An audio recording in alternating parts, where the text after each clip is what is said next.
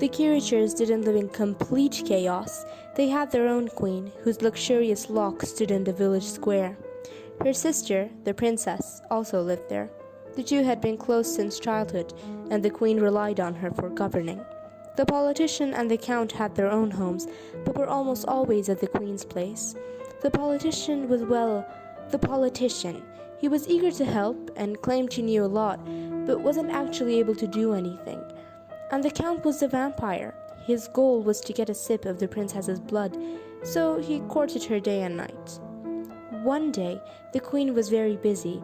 Everyone had some sort of trouble, it seemed. "Your Majesty, the village water is running short. Your Majesty, the stupid Keyricher set my house on fire. Your Majesty, the punk wrote something really rude on my house. Your Majesty..."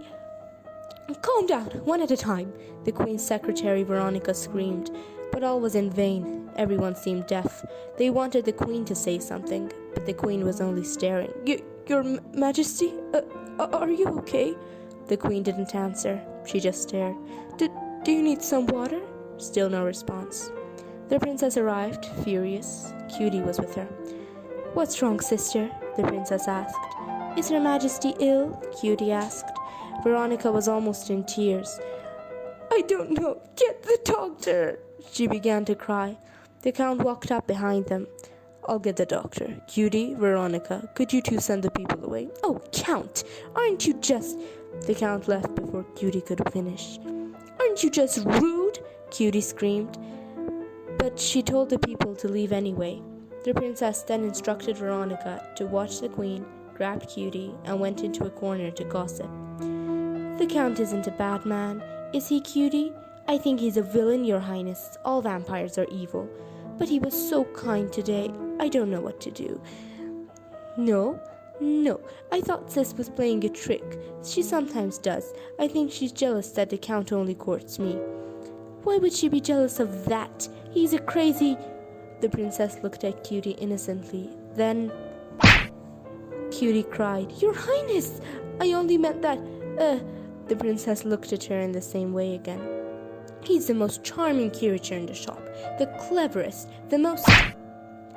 "What was that for?" Cutie screamed frantically. "I never said I like him, idiot." "Then what?" "I said it's nice of him to help, and I like him. Princess, it's very good that he, helped us out." "But, did I tell you to talk?" "No, princess."